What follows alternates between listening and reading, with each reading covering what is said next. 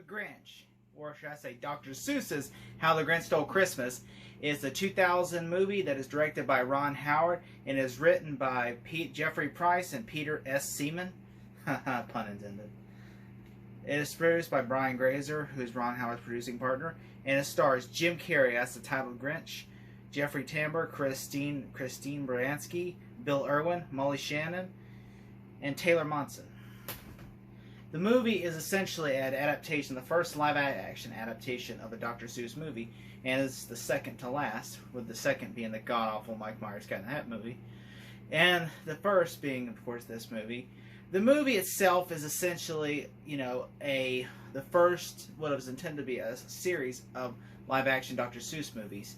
Ron Howard essentially made this movie, and it was a huge Universal production, so much so that they were building sets. They built the whole entire set, and it has large amount of sets that were, even when behind the scenes, they were just sets of people. And so what had happened was, when you're watching the movie, like, all that is all practical, all sets, everything, including the Grinch's lair to like the mountains are all practical sets, and it's just a giant set with blue screens around it, which at that time was one of the largest, second or the first largest set ever to be constructed on a set lot.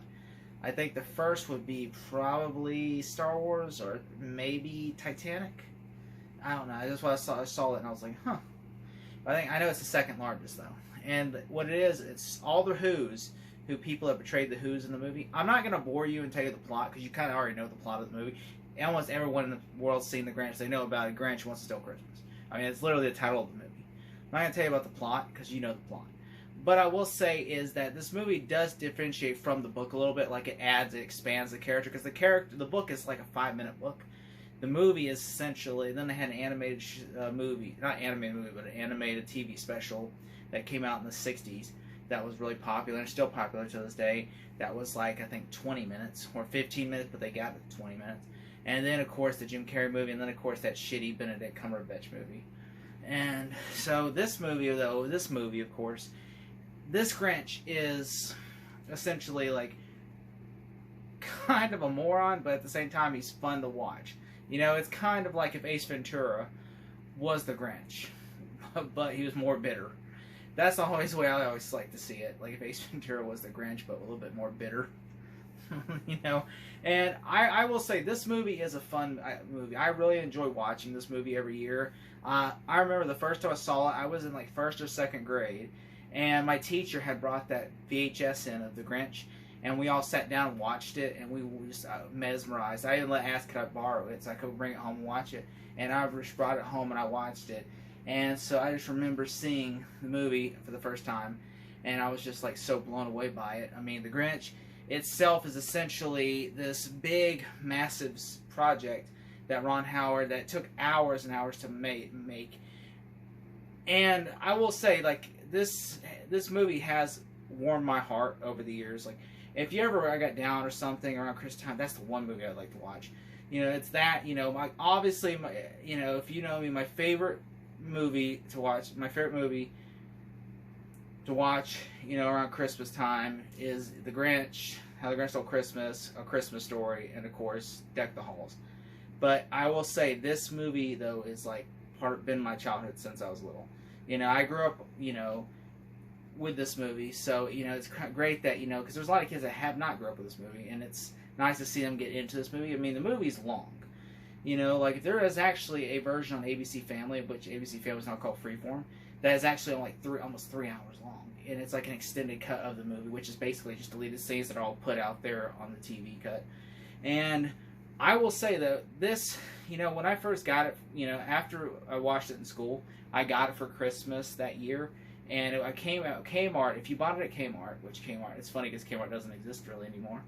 Kmart, if you bought it at Kmart VHS, they would give you a copy of the poster. So I had that poster would hang in my room. Just Jim Carrey, with his, floating head, Jim Carrey as the Grinch with the mountain under him and just all the Who villages. And I always stare at that poster, and it's kind of creepy when you stare at night when the lights are off, because there's just a guy, a floating head with a green man, with his hands like this, staring at you like this.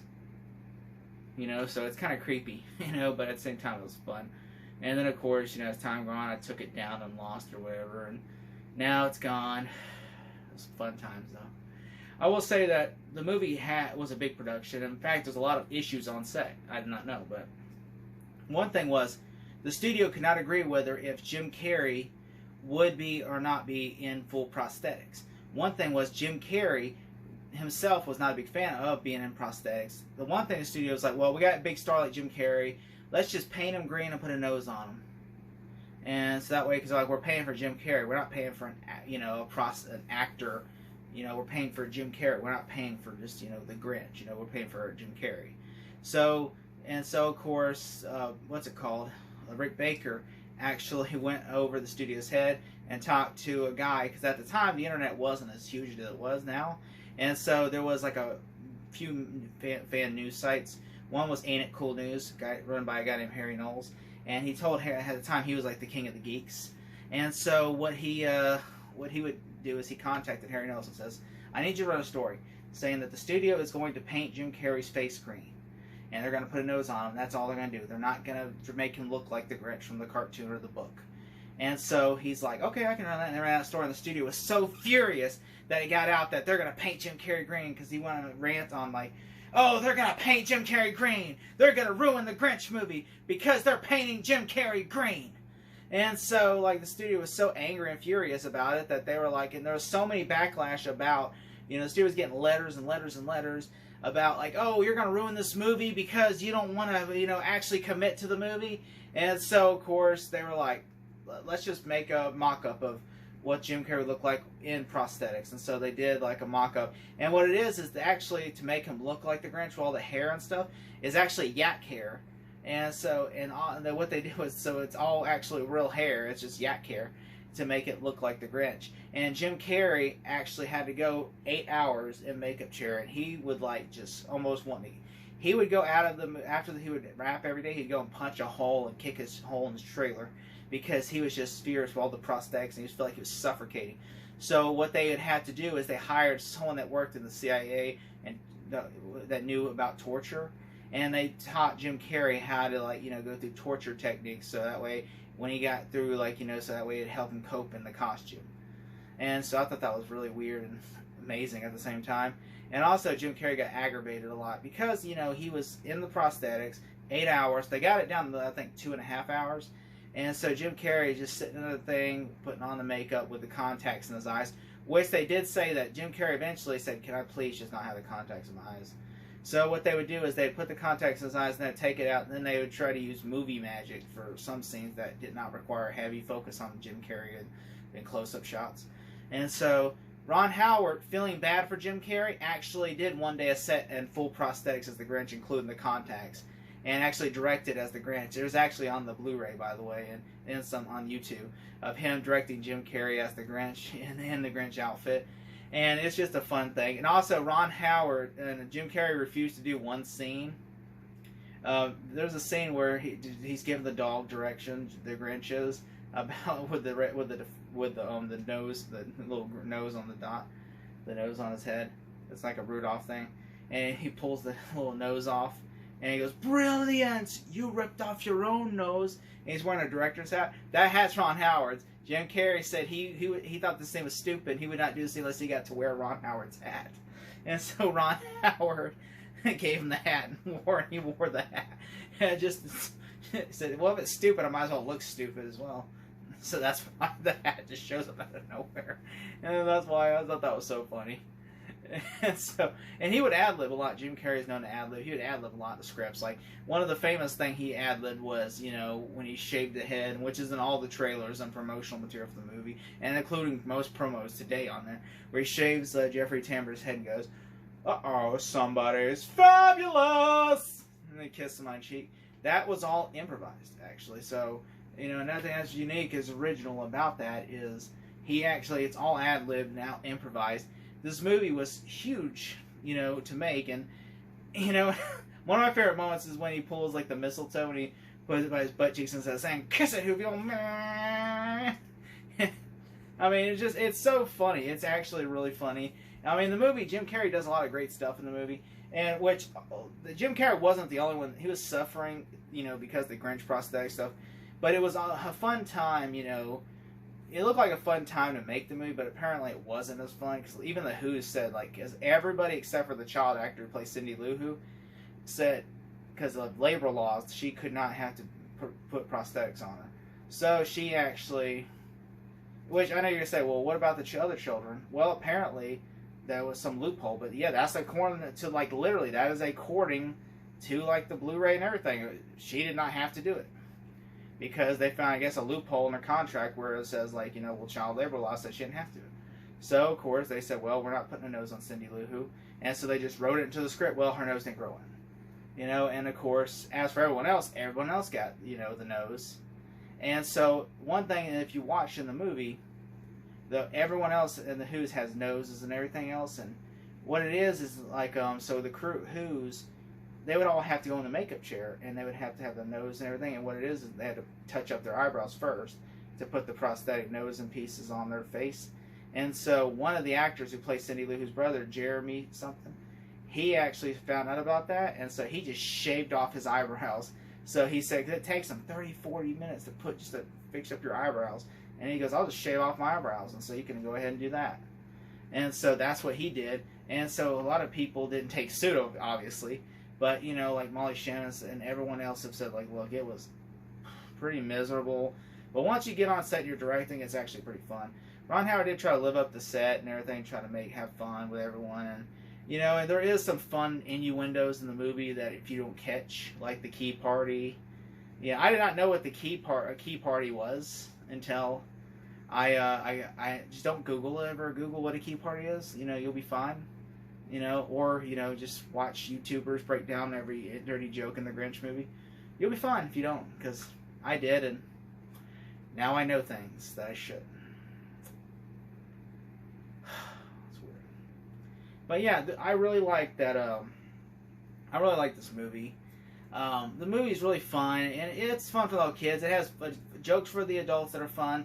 It has, like, a lot of fun humor. It's a fun movie, and it gives you really, like, the book shows you, like, you know, what the true meaning of Christmas is, and this movie kind of does the same thing. It kind of shows you that we over-consumerize things. Even now, like, it's all about, like, we're all about commercialism. We're not about Christmas spirit. Well, all we do, like, he shows you at the beginning of the movie, everybody's just shopping. That's all they care about, shopping. And so the Grinch even thinks, oh, well, all Christmas is about gifts. And then he says, oh, well, I could hang myself all the neckties because people just throw the old neckties out for the new one. It's like, you know, we waste as a society. We waste, and all we do is consume. We consume, waste, and, you know, we commercialize everything because we can't accept the fact of what true meanings are in life, because we just want to commercialize everything. I mean, hell, we commercialize religion. I mean, we commercialize Easter. We commercialize everything about everything in society. We pretty much commercialize, okay? Hell, we're trying to commercialize global warming right now, and I'm like, why? So it's, like, ridiculous. I mean, like, it literally, this movie has a lot more meaningful stuff in life than everything else. I'm like, oh my god, this movie's so timely. Like, you know, it's almost like if we had a Grinch right now, like, oh my god, like, you know. But I like at the end how the Who's, that's my political rant for the week. But I do like at the end how the Who's, like, the Grinch sees a true meaning of Christmas. He thought he was, you know, the Grinch actually sees the Who's didn't really care about the gifts, even though, you know, it's like they appreciated it, they like the consumerism, but the Grinch's main thing, what they kept, which if you really watch the movie, it isn't like the cartoon where they're just like, oh, he stole Christmas, and then they ain't caring about that. What it was they were upset until the dad says, I'm glad he stole Christmas, because Christmas is not what Christmas is about. You know, and then once they all realize that they come together and they realize, and then the Grinch finds out he's wrong. Like, I stole Christmas, and they're not upset. They're not destroying each other. They love Christmas. Like, that's not what it is. He says that they love, like, what I did. Like, it's like they're just together, and he does not understand. You know, and it kind of makes his heart grow. Because of that, you know, like, he basically, like, you know, that moment, like, the one moment, that one shot in the movie where he's just staring there, and he's just like, at the end of the movie, you know, before his heart, you know, grows 3 sizes. I just thought that moment with him just staring there, like, he's basically realizing that he's wrong. Like, his ideal, his belief system is wrong. Because he did what he thought would be right. Like, okay, I'm going to take all the presents, and I'm going to destroy them. That's how I'm going to destroy them. It's almost like in history how you think some soldiers, like, okay, if we go over here and we destroy these people, that every society will be great. And then they do that, and then they realize, no, it's still not great. We're still in disarray. And they were wrong. I mean, that's kind of like the same ideology that Dr. Seuss kind of brought into this, into the book of the Grinch. It's like, okay, he's going to steal Christmas. And then he finds out in ideology, he's wrong. Like the Grinch is wrong. Christmas still came, and he couldn't stop it, He thought he could steal it. It could not happen. And it still happened because Christmas is not something you can steal. Christmas is a celebration of religious beliefs, of goodwill, of everything that's great, and the Grinch was wrong. Like, he realizes he was wrong because he thought what everybody wanted about Christmas, he stole. But it turns out that's not what they wanted at all. And that's what I love about this movie, is that it basically preaches to you, but without, it preaches to you, but without without being directly in your face. And I thought that was so elegant, unique, and wonderful, and it made me really appreciate this movie. And I always loved it as a kid, and I respected it more as an adult because it's so unique and wonderful. But that's my review for The Grinch. Thank you so much for watching. You're the Grinch! Jim Carrey is the Grinch.